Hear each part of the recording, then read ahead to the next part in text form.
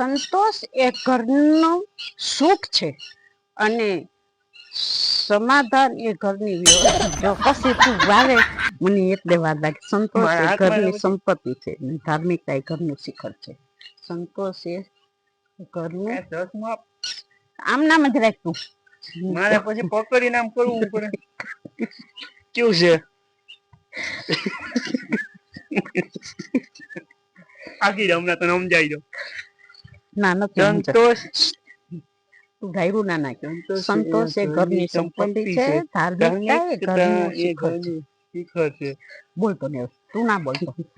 સંતોષ એ ઘરની સંપત્તિ છે.